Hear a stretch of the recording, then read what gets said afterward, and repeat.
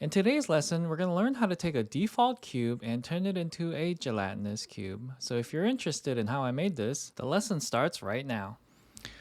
Okay, so here we have the default cube, and to start, I'm just going to add a 1-inch base. And the reason I'm doing this is because we want to know how much space we have to work with, okay? And this is just like a 1-inch base that I made. If you're interested, it is available for free. And it has a slot in the bottom for a 10mm magnet if you're into that sort of thing. Okay, so I keep playing with the perspective, but we're just gonna scale this until it's kind of like that, because we don't want it to be like over the edges that much. So I think that's pretty good. Now I'm gonna make it a little bit smaller. So the idea is I'm gonna make like a baby gelatinous cube, and then we'll make like a bigger one. Okay. So here I'm just making some loop cuts with Control R. Control R. And the reason I'm doing that is I'm just gonna add a subdivision surface modifier, and that'll just kind of like smooth things out. Okay. So I'm just gonna go to about 5, and that just makes it like the smoothest, right?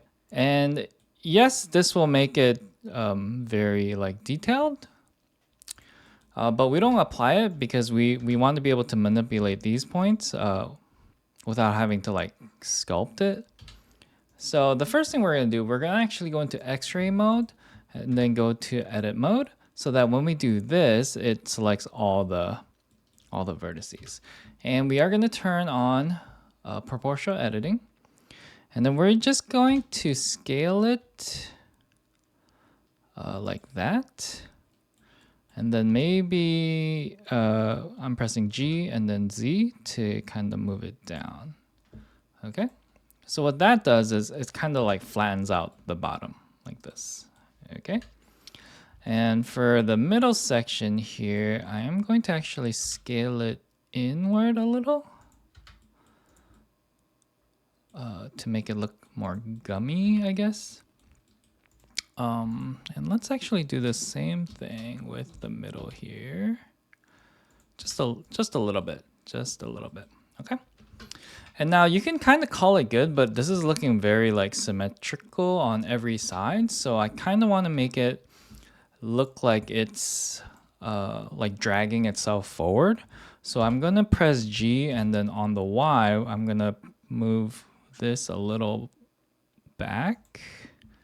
And I'm going to do the same thing on the top, just slightly on the top. Okay, and then for the middle, I'm going to actually move it forward like this. Let's see what that looks like. And I think that looks fine, except I don't like how it's just flat on the top there. So we are going to take an X-ray mode. We're going to take the top and then maybe rotate it on the X. Like so, and then maybe move it down like that. Okay, and then like we could like keep on manipulating this to make it look more gelatinous, but I'm gonna call it good. Except, let's see, I'm gonna hide the thing. On the bottom, it's a little too like rounded, so I am just gonna cut off the bottom a little bit, so that when you put it on like a base, it has a flat surface. Okay, so before we do that, we are going to apply this the subdivision surface modifier. So now we have all these vertices, and then we're gonna take this, click this, press N, and in Booltron, we're gonna click on difference to get rid of that bottom and make it completely flat. Okay, so now when we bring our base back, we can set it flat like this, and when we print this out, this is what it will look like. And you can make different kinds. I'm just gonna leave it like this. But yeah, that's pretty much it. So yeah, this is my baby gelatinous cube. Okay, so we are just gonna go straight on to making a bigger one. So I'm gonna delete this and we're gonna add a 2-inch base. Okay, so let's go to import STL 2-inch base. Okay, so this is what I have, and as you can see, I have 2 slots for 10mm magnets. And then here we're just gonna take this and then scale it by 2. And then just arrange it so that it's kind of on there. And we're pretty much done. Just kidding. I mean, you could call it good here, but this is a bigger miniature now, so it kind of demands a little bit more detail. So the first thing I'm gonna do, even though this is like we've added a lot of vertices, I'm going to apply the scale, and then we're going to go to sculpt mode, and I'm actually going to change the voxel size to 0.07. And this will increase the voxel size by a lot, and that's because when I free sculpt, I like my detail to come out a lot. Okay. But this, this is not recommended if you're trying to like animate this. This is purely just for 3D modeling and 3D printing. Okay. If you wanted to like export this as like a character asset in a video game, you would have to do some retopology. But I don't do that because I don't really need to worry about that. So the first brush we're gonna work with is this blob, and we're going to keep the strength at 50%, and pretty much what we're going to do is we're just going to make different size blobs just in different places. Okay, so this one we can make maybe like 3 here. Let's go slightly bigger right there, and then we're gonna go smaller, maybe like this. Okay, I think that looks fine. And then we're just gonna do the same for like each side. And this part, doesn't need to be perfect. Just do the best you can. Like that is fine. Oh, it's kind of big.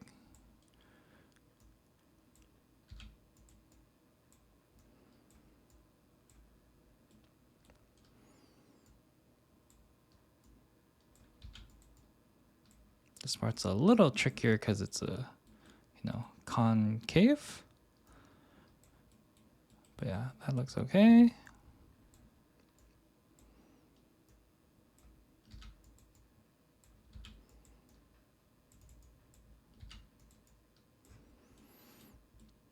Okay, so this is what we have. And then the next thing I'm going to do is we're going to take the grab brush, and then we're just going to grab each of these like blobs, and we're just gonna grab it down and kind of droop them a little bit.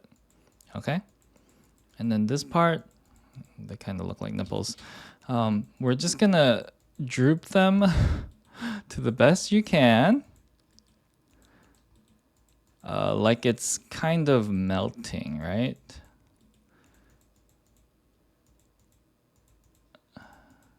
Yeah. I know it looks kind of weird, but this is one of those like trust the process moments. Okay. Okay, this part again, it's kind of, I'm gonna back up a little. It's kind of hard because it's kind of hanging already. That's probably fine.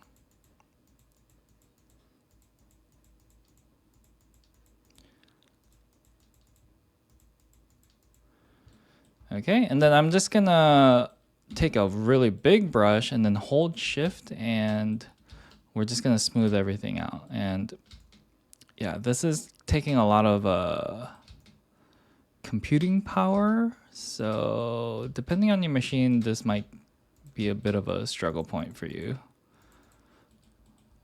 Like my computer, I don't know if you can tell, but my computer's kind of freezing a little bit.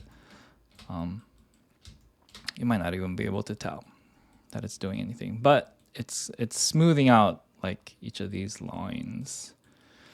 Okay, so that's probably fine. And then next, we're just gonna add, I'm just doing the regular draw brush, and we're just gonna fill in like these like flat surfaces kind of. And we're literally just gonna do this as if we're like giving it like rolls maybe. Especially in the corners.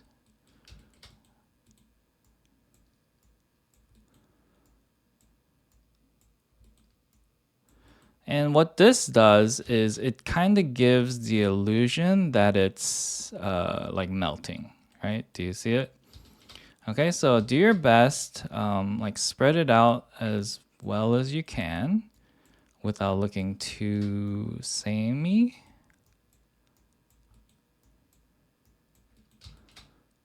And like I said, I think it's most effective in like on the corners like this. But yeah, just keep drawing little kind of like smiley faces until you have done the whole thing. And yeah, you don't have to be like too precise with it. You kind of want it to be random so it doesn't look so artificial, because you know things in nature are very random. But yeah, just do your best. Okay, all right, that's probably fine so that you know it looks like it's melting. And then we're just gonna smooth it out again.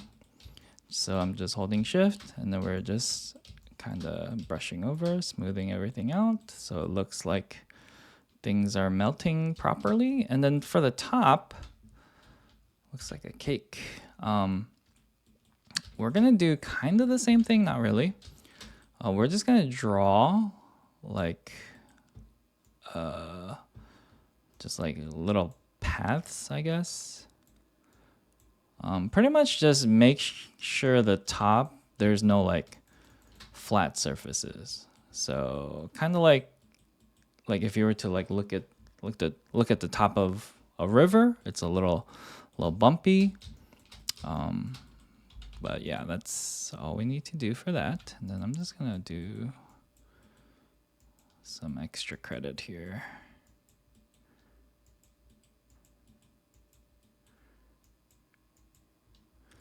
Okay, so we are pretty much done with the cube part of this, and you could call it good here. But we're gonna take a couple of extra steps. So this is actually a Blender file that I just have readily available. And it's just like a base skeleton model. So I'm just gonna take this and I'm gonna press Control C, so copy. We're gonna go to our gelatinous cube, and then I'm just gonna Control V to paste. Okay. And then the idea is I want to just like stick this thing with like a bunch of stuff. So the first thing I'm going to do is I'm going to open its mouth, maybe angle it up a little bit. And I think I'm going to get rid of the arms and the legs. And then just kind of stick this torso into the side right here. But I don't want it to look alive. So I'm just going to maybe...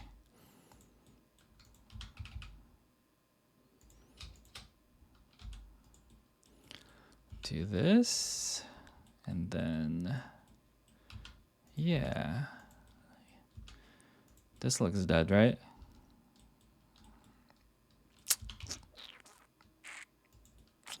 Something like this.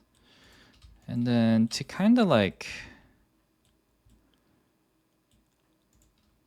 maybe lower, to kind of like show more of the skeleton, we are going to sculpt this guy a little bit. and I'm pressing Control Draw to like push things in instead of pulling things out. So maybe like this, and then I will just kind of cover that up. I'm gonna use the grab brush to push that out.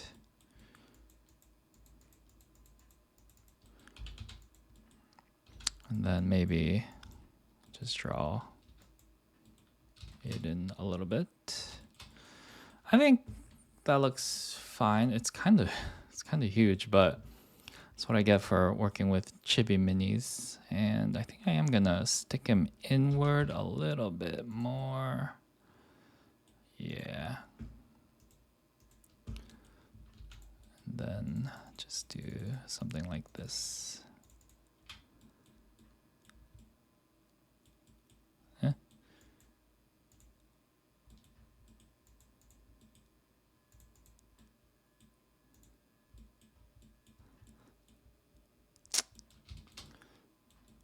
It's like a little too hollow, but I want to expose the chest.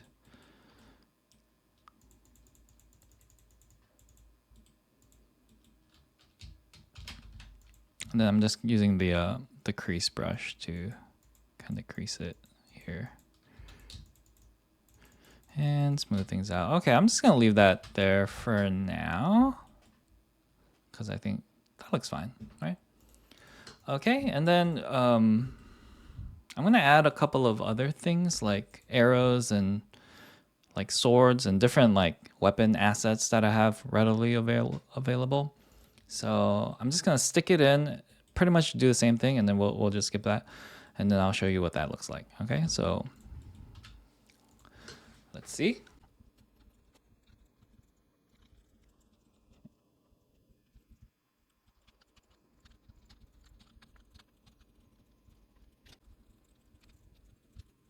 Okay, so here is what I have so far, and I might be calling this good. So in the front, I put like a couple arrows and a sword sticking in. And then there's a shield. Here's more bones with like a hand. This is a spear. There's an axe in the back, and then there's the skeleton face and body. So yeah, not super hard. You just kind of stick your little assets in. So if I were to get rid of this is what it would look like. And yeah, anything in on the inside will get like kind of like overwritten. Okay, so we are pretty much done, and here's what I would do. Okay, so we can delete the base because we don't need it anymore, and then yeah, that's fine. So I'm gonna press A to select all, and then right click and then join. Okay, and then just double check to see that everything is in its place, because sometimes when you do like parenting, some things might move around. Okay, so we're not done yet, because if I go into X-ray mode, you see that the inside stuff is still already there. And if I could print this, like this would actually be really cool if this was like transparent, but everything else was not. But that kind of technology, it exists, but it's for like super, there is no home consumer version of it yet, and probably not for a while. Okay, so here's what we do. Okay, we're gonna set the scale, and we are going to go into skull mode, and then we are going to remesh it again at 0.07 again. So now what this does, it kind of like recalculates everything on the outside, and this might take a while. Like if I were to click it, it's like it's doing its thing. Okay, it's done now. So what that does is it makes this, because we joined it as one object, it kind of recalculates the outside, and then whatever's on the inside, it gets rid of. So as you can see, there's no more internal geometry. But we are not quite done yet. we're gonna, let's just go with a cube. I'm just gonna make this cube super big and then move this down so that we are going to try to make a flat surface again. I think, yeah, that's probably fine. So we take this, go to Voltron and do a difference. And then we will have a nice flat surface on the bottom to put onto our base. And yeah, we can call it good here. Except when I print this, I'm going to use a resin 3D printer, and you actually don't want it to be like this chunky, because from what I've been told, you need UV light to like cure the model, right? And if it's too thick, the UV light won't penetrate and get to the inside, so the inside will still stay a little liquidy. And then apparently over time that liquid like maybe expands and then like cracks the outside. So what I'm gonna do is I'm actually going to add a cube like this.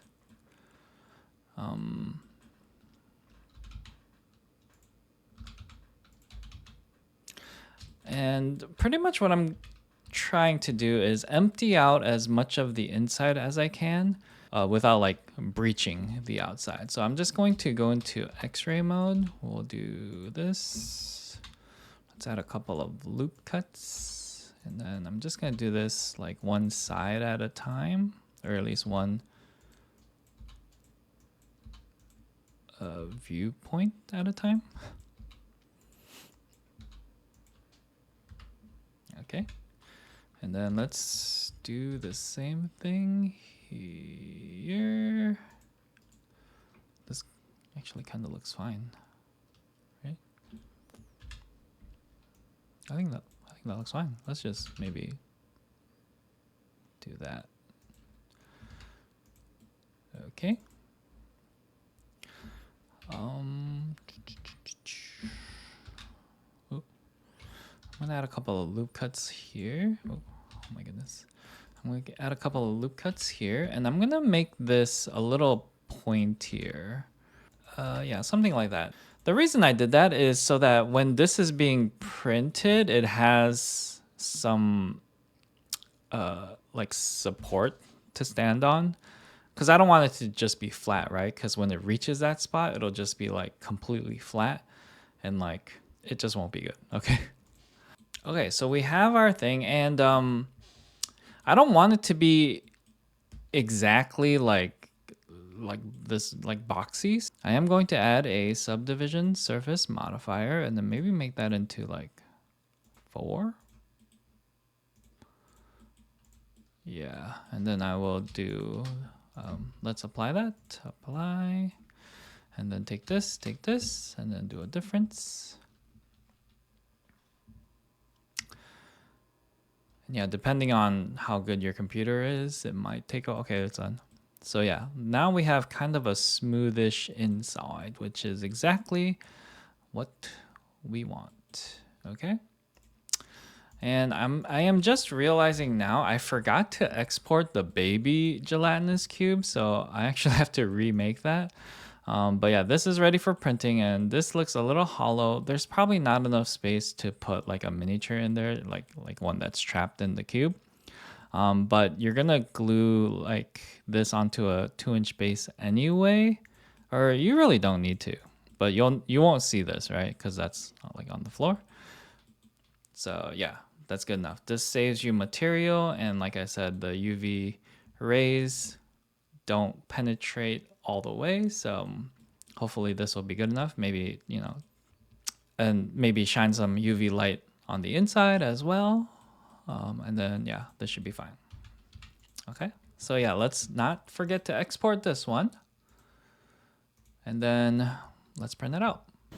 So here I am using Anycubic's DIY resin color to make a green. It's 78% yellow and 1% cyan, and there is a 21% white component, but I don't use that because I want it to remain translucent. So here I'm mixing it up, And the green turned out a little darker than I wanted, but it was fine. So here I should have made it a little more than what I needed because I measured it just a tiny bit over what it said. And this is the aftermath of the print, which I did like run out towards the end. But I thought it was good enough, so I didn't reprint it. And we'll talk about what happened later. So here I am just removing the supports, and the supports come off really easily. You just have to be careful with these like small parts. Make sure you don't like snap the spear handle off. And the piece was still a little wet from the alcohol wash, so I dried it with a paper towel. And here you notice the part of the model where the resin started to run out. The sword looks a little melted, and we actually lost one of the arrow fletchings. So I just clip it off and try to make it look as nice as possible. And here I'm just removing some extra supports from the skeleton. And all we have to do is cure the models, and they will be pretty much ready to hit the tabletop. So this is what it looks like after it is cured. I'm pretty happy with how this turned out, even though I ran out of the resin there. I think the melted look kind of makes it look a little bit better because, you know, it is an acidic gelatinous cube. So but yeah, everything else looks pretty good. And here is what it looks like painted. All I did was just go over the parts that were exposed with white paint, and then just use speed paints to go over it with whatever color that I thought it should be. But yeah, I'm pretty happy with how this turned out, and it really didn't take me that long to make. You saw the whole process, so I'll make the big gelatinous cube for free to download, and the babies will be a Patreon exclusive. And here they are with these animal adventures, which are also available for free. So if you're interested, there will be a link in the description down below. But yeah, that's going to be it for today. I thank you so much for watching, and I'll see you on the next one.